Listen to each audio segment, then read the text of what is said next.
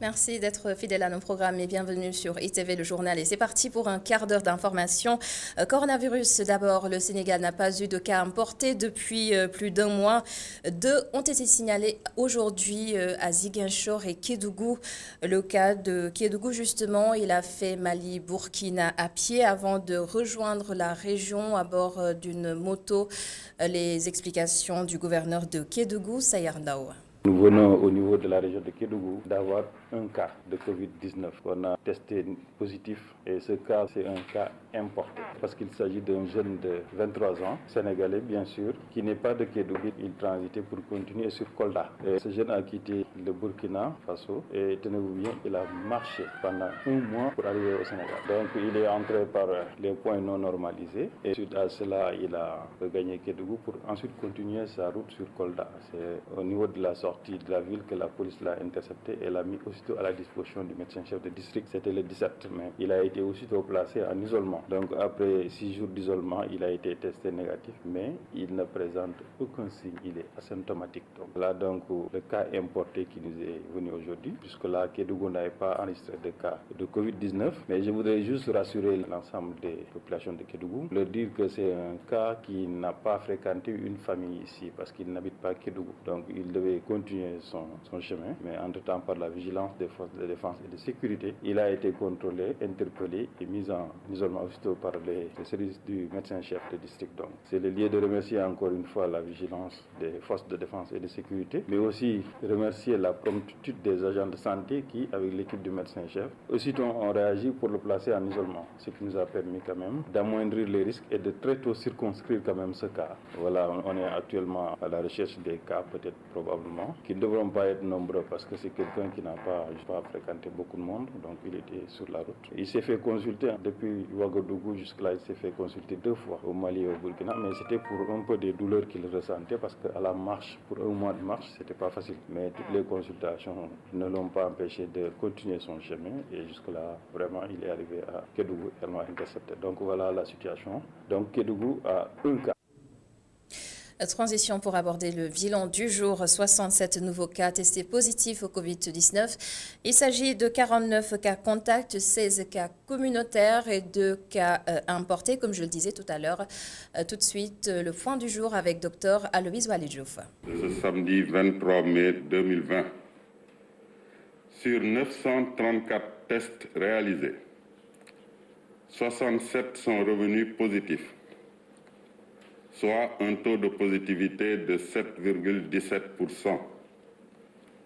Les cas positifs sont ainsi répartis. 49 cas contacts suivis par nos services. 2 cas importés à Ziguinchor et à Kédougou. 16 cas issus de la transmission communautaire, répartis entre Liberté 6 2, Guédiawaye 2, Parcelles Assainies 2, Diamaguène 1, Grand Médine 1, Ouakam 1, Mamel 1, Fass 1, Médina 1, Keur Massar 1, Mbao 1, Mékhé 1, Thiadiaye 1.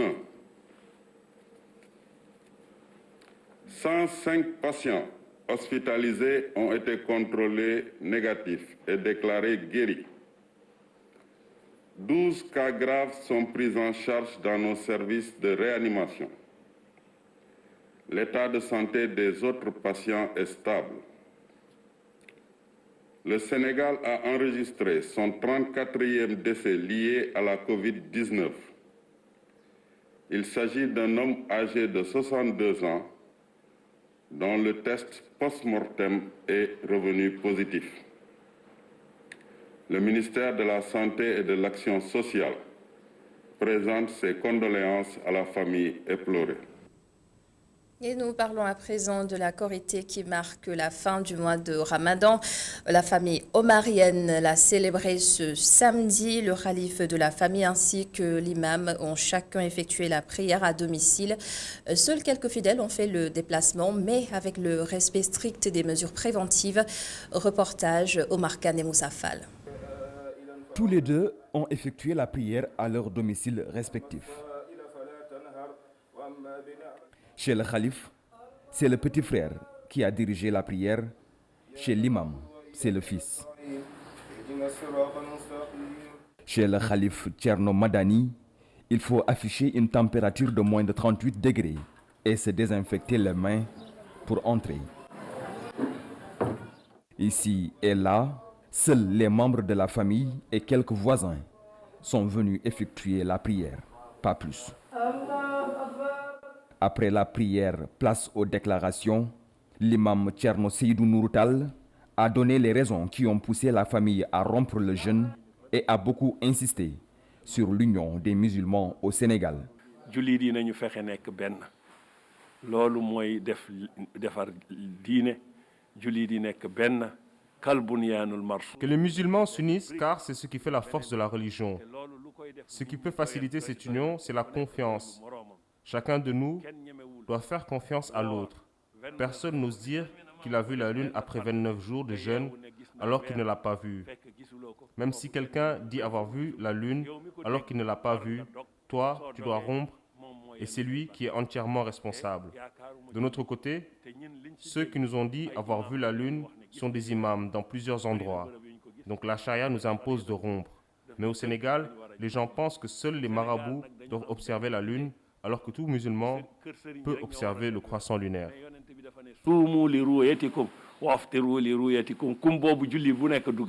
Du côté du khalife de la famille, l'heure est à la sensibilisation sur le respect des règles d'hygiène pour se protéger du coronavirus.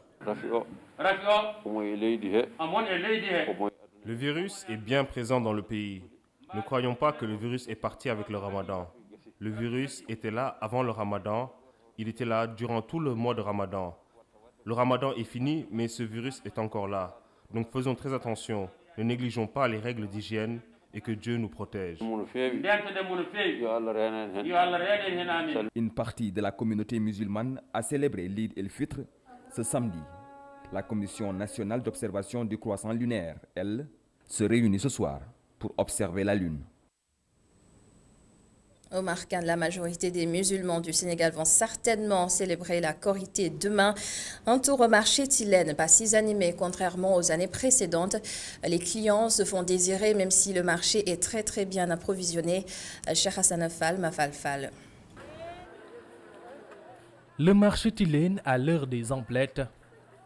Ici, en cette veille de Korité, des négociations tous azimuts. Les discussions sont si animées qu'on en oublie même la distanciation physique requise dans ce contexte de crise sanitaire. Si les étals des marchands sont bien garnis, les contraintes liées à la pandémie font que les prix grimpent en même temps. Pour dire vrai, les prix ont augmenté car il nous est difficile de transporter les condiments des régions à Dakar. C'est pourquoi les prix ont augmenté. Les prix doivent obligatoirement augmenter car le sac qui coûtait entre 5 000 et 5 700 francs coûte maintenant plus de 6 500 francs parce que nous ne nous approvisionnons plus correctement. Il y a beaucoup d'oignons qui pourrissent dans les champs car nous ne pouvons pas les transporter. Si le prix de certains condiments sont revus à la hausse, le prix du poulet, lui, n'a pas changé. Les prix varient entre 2500 et 3000 francs le poulet. Nous ne pouvons pas augmenter car nous comprenons les clients.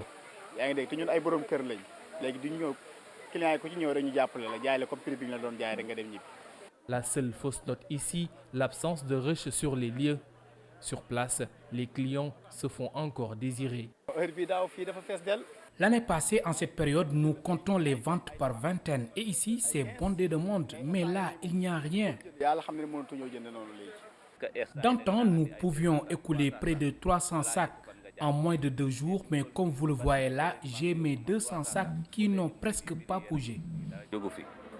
Les rares clientes trouvées sur les lieux, eux, comme il est de coutume, se plaignent toujours de l'inflation des prix.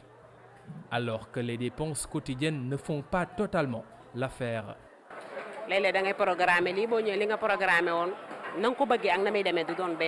Des fois, ce que tu programmes en venant est complètement faussé. Tu viens avec 15 000 et tu es obligé même d'emprunter pour compléter ta dépense.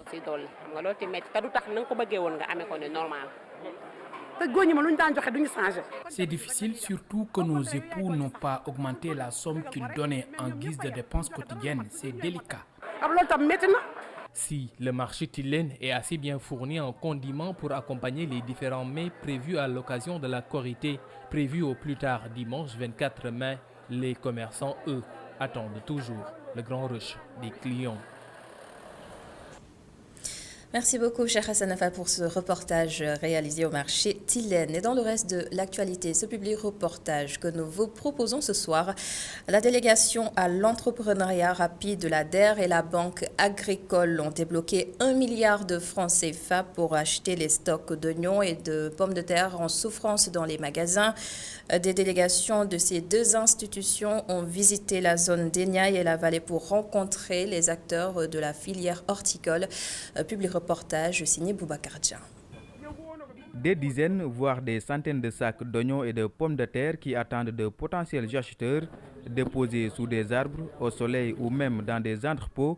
Tel est le décor à Notogouïdjama dans la région de Thiès, à Thiep à Kébémer, idem à Poutou dans la région de Louga. Pour libérer ces stocks et permettre aux populations de passer une bonne fête de Korité, la délégation à l'entrepreneuriat rapide des femmes et des jeunes DER et la Banque agricole ont débloqué 1 milliard de francs CFA. En relation avec la Banque agricole, nous avons débloqué 1 milliard de francs CFA.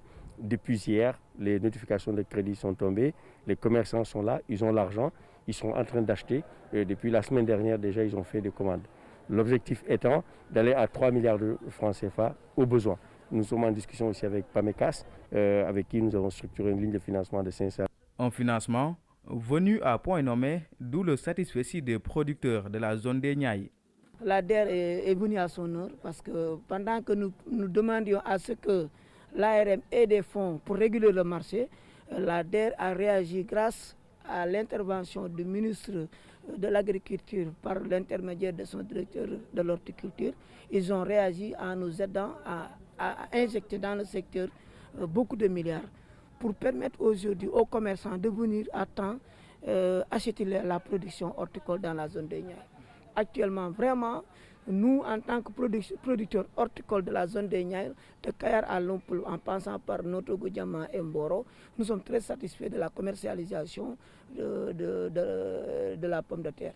Pour preuve, à Poutou, la plus grande plateforme commerciale, 1200 tonnes ont été vendues, soit 270 millions de francs CFA en 24 heures. Hier, ils ont vendu 1200 tonnes, 20 camions de 20 tonnes et 10 camions de 40, ce qui fait au total 1200 tonnes qui ont été vendues hier. À 225 000 francs la tonne, c'est 270 millions en une journée. De notre Gouïdjama à Poutou, partout où la délégation est passée, les doléances restent les mêmes, des magasins de stockage modernes, des chambres froides, de même que des usines de transformation de l'oignon.